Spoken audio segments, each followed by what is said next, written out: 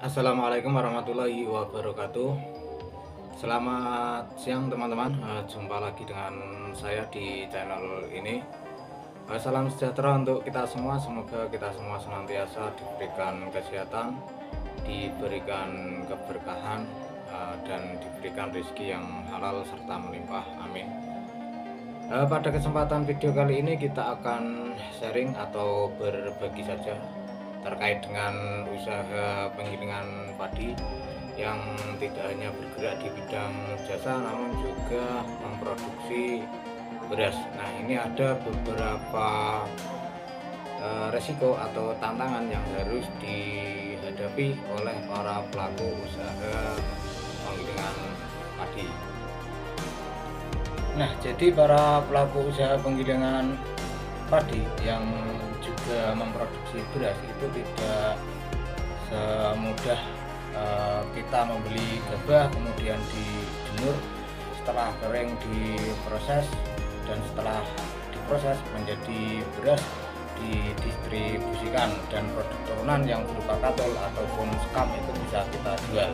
Tidak sesimpel itu, tidak semudah itu, karena kita itu harus tahu kondisi gabah itu seperti apa, bagus atau tidak, kemudian kadar airnya seperti apa, karena ini nanti akan menentukan rendemen daripada gabah itu sendiri setelah diproses menjadi beras, dan tentunya ini akan berimbas pada untung atau ruginya kita ketika gabah itu kita proses menjadi beras.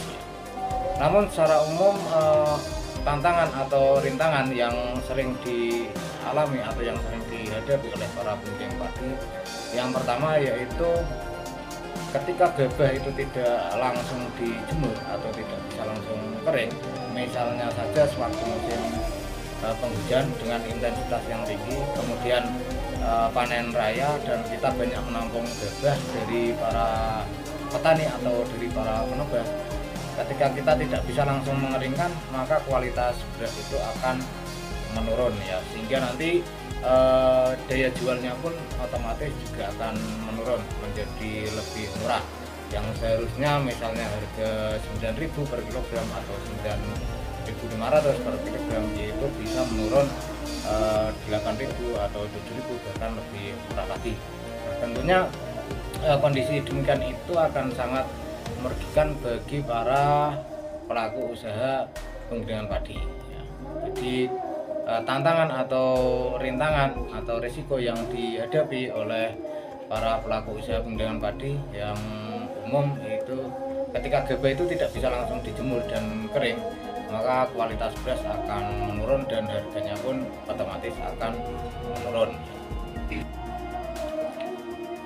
Nah, yang pertama, padi itu yang datang ke penggilingan padi itu harus segera dijemur dan kering, karena kalau tidak ini nanti berasnya akan rusak, karena gabah itu biasanya akan berkecambah, akan tumbuh, dan ketika digiling itu nanti kualitasnya akan jelek, akan menurun. Kemudian yang kedua, tantangan yang kedua itu lahan yang luas ya, membutuhkan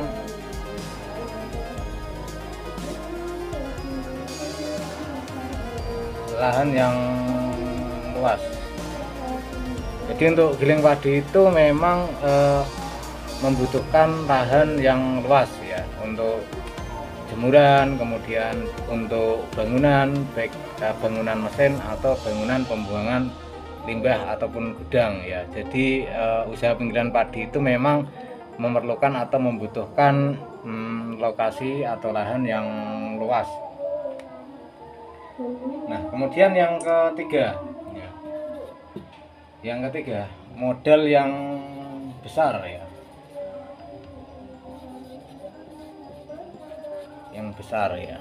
Jelas modalnya itu besar ya, karena kita harus membeli mesin giling padinya, kemudian membuat bangunannya, kemudian lantai jemurannya, belum lagi modal untuk membeli gabahnya, bahan bakunya.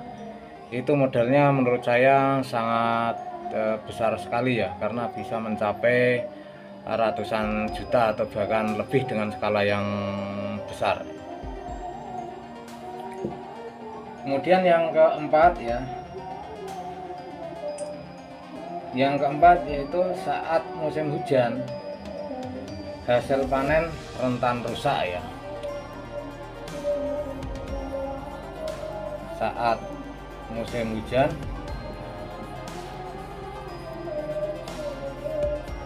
hasil panen rentan rusak ya. Jadi ketika musim penghujan itu memang hasil panen itu rentan rusak ya, karena tanaman padi itu biasanya ketika musim penghujan itu akan rawan terserang penyakit ya. Belum lagi ketika saatnya panen, hujan intensitas tinggi, tidak ada panas, hingga hasil panen tidak bisa langsung kita jemur dan kering, itu tentunya nanti juga akan berdampak pada kualitas beras yang menurun. Nah, itu adalah tantangan atau rintangan para pelaku usaha penggilingan padi. Kemudian yang kelima,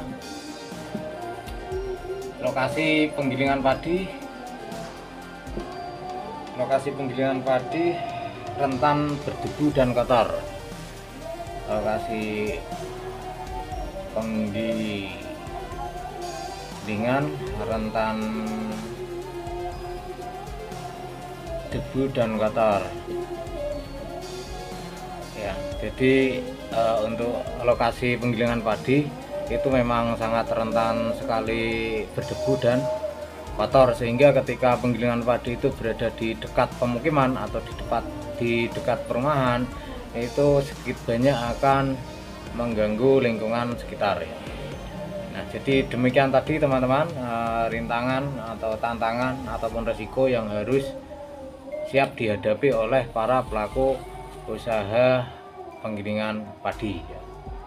Nah, kiranya cukup sekian teman-teman sharing kita pada kesempatan video kali ini, semoga bermanfaat. Sampai ketemu lagi. Wassalamualaikum warahmatullahi wabarakatuh.